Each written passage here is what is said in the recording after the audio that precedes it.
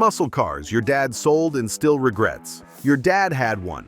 Maybe it was rumbling in the driveway when you were learning to walk, or parked in the garage when you got your first bicycle. He'd fire it up on Saturday mornings, and that sound would shake the windows and make the neighbors peek through their curtains. Then life happened. Marriage, mortgage, kids, responsibility, and one day, he made the decision that still haunts him decades later. He sold it for what seemed like reasonable money but feels like highway robbery today. Today, we're counting down 10 muscle cars your dad sold between 1975 and 1985, when gas was expensive, insurance was brutal, and nobody thought these rolling thunderstorms would ever be worth serious money again. Grab some tissues because this is going to hurt, and if your dad is still around, maybe give him a hug after this one. Number 10. 1969 Dodge Charger RT. Your dad bought it used in 1974 for $2,800, 440 Magnum under the hood, and a sound that made the family dog hide under the couch.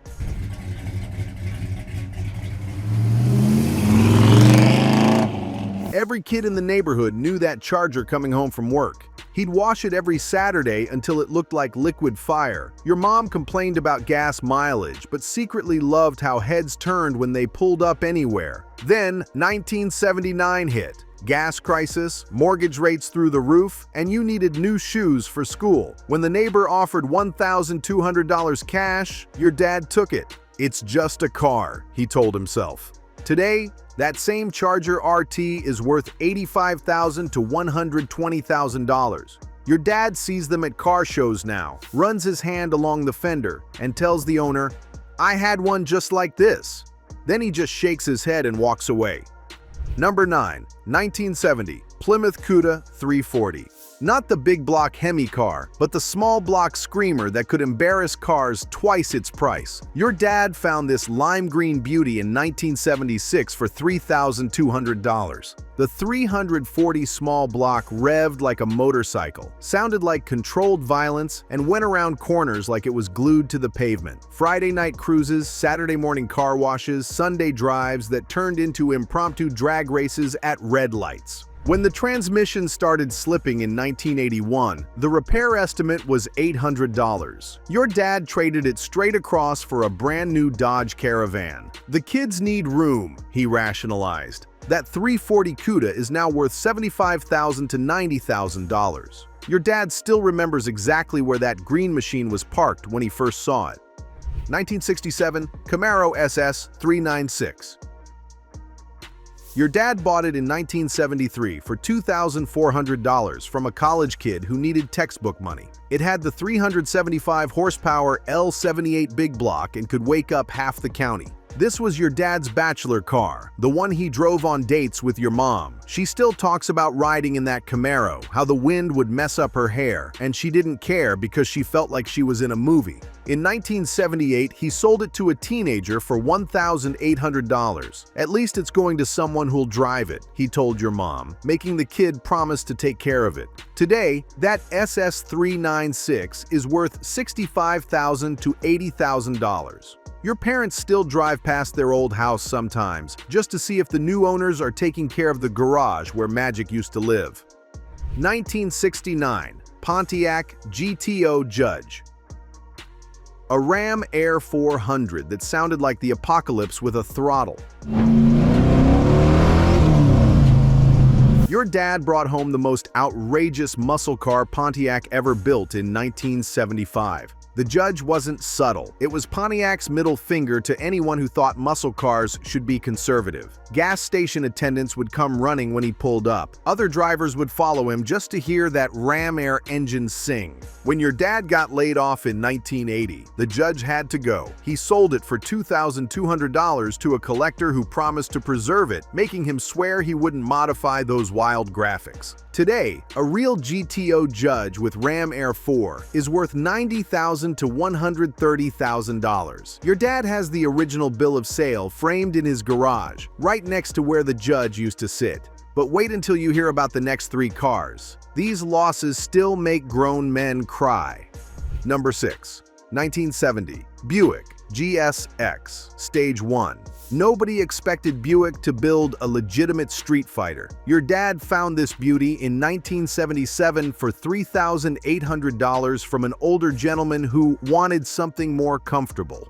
The Stage 1455 was Buick's secret weapon, making more torque than a 454 Chevelle while disguised as a gentleman's muscle car. Your dad could cruise to church looking respectable, then light up the tires at the first red light. When your little sister was born in 1982, two-door cars and baby seats don't mix. Your dad sold it for $1,900 to make room for a station wagon, telling himself he was being practical. Today, that GSX Stage 1 is worth $80,000 to $110,000. Your dad still has every maintenance receipt in a folder labeled "The One That Got Away."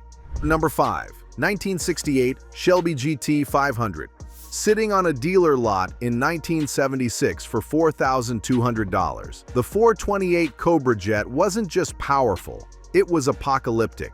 Your dad would tell stories about making Ferrari owners question everything they thought they knew about performance. This car changed your dad's life. He met your mom at a car show where the GT500 was drawing crowds. She was impressed he could afford something so exotic, not knowing he was eating peanut butter sandwiches every day to make the payments. When you were born in 1983, your dad chose family over the car he loved. He sold the GT500 for $3,800 to put toward a house down payment. Today, that Shelby GT500 is worth $180,000 to $220,000. Your dad has never owned another sports car since, saying nothing could ever compare. He still has the keys on his keychain 30 years later. Number 4. 1970 Plymouth Cuda 446 pack. 3 carburetors.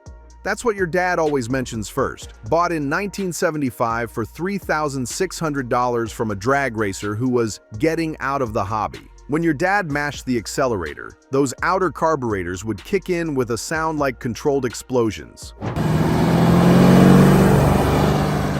People 3 blocks away knew when your dad was going to work. When your grandfather got sick in 1981, your dad needed money for medical bills. The Cuda was the only thing worth serious cash. He sold it for $2,400 to help pay for treatments, never telling your grandfather what he'd sacrificed. Today, that 446-pack Cuda is worth $200,000 to $250,000. Your dad has a framed photo on his desk at work, and sometimes co-workers catch him staring at it with pure love and regret. Number 3. 1969 Chevelle SS454 LS6. The most powerful muscle car Chevrolet ever built. Your dad found this beauty in 1976, and the first drive felt like being shot from a cannon. The LS6 engine was Chevrolet's nuclear option, officially rated at 450 horsepower but actually making closer to 500. Your parents' wedding photos include shots with the Chevelle, your mom's dress flowing over the red paint. When the oil crisis hit hard in 1979, feeding the LS6 became impossible. Your dad sold it for $3,200, swearing he'd buy another one when things got better. Today, that LS6 Chevelle is worth $180,000 to $220,000. Your dad keeps a model of it on his nightstand, and sometimes your mom catches him holding it like a rosary. Number 2. 1967 Shelby GT350. Carroll Shelby turned Ford's Mustang into a race car that happened to be street legal. Your dad found this gem in 1974 for $2,900. The GT350 wasn't about comfort. The 289 high-performance engine had been tuned by racing engineers who cared only about winning. Every drive was a masterclass in what performance really meant. When your parents bought their first house in 1980, the down payment required selling everything valuable. The GT350 was worth $1,800, enough to make the difference. Your dad signed the title with tears in his eyes. Today, that Shelby GT350 is worth $120,000 to $160,000. Your dad still drives past the old gas station where he found it. That car taught me what it meant to really drive. And now, number 1. 1970 Dodge Challenger RT 426 Hemi, the ultimate expression of American muscle car philosophy. Your dad found this beauty in 1977 for $4,800, sitting like a caged animal waiting for someone brave enough to take it home. The 426 Hemi engine was so dominant in NASCAR that other manufacturers complained. When Chrysler made it available to civilians, you were buying controlled violence. The first time your dad fired it up, that Hemi roar seemed to come from the center of the earth. This wasn't just transportation. This was a statement about refusing to accept limitations. But by 1983, insurance companies were treating the Hemi like a weapon. When a collector offered $4,200 cash, your dad took it for a house down payment. Today, that 426 Hemi Challenger is worth $180,000 to $280,000. Your dad keeps a photo in his wallet, creased from 30 years of handling. "You only get one perfect car in your life," he says. "That was mine." 10 cars, 10 stories of automotive love lost to the practical realities of adult life. These weren't just machines. They were dreams your dad lived, memories he made, and pieces of his soul that drove away with strangers. Your dad doesn't regret the choices he made. He chose family, responsibility, and building a life that mattered. But that doesn't mean he doesn't miss the thunder. Which of these stories hit closest to home? Share your dad's muscle car tale in the comments. These memories deserve to be told, and he'd love to know he's not alone in carrying this beautiful heartbreak. If this brought back memories, hit that like button and subscribe. Next week, we're diving into another automotive battle that'll get your heart racing. Thanks for riding along through these bittersweet automotive memories. Sometimes the cars we lose teach us more about love than the ones we keep.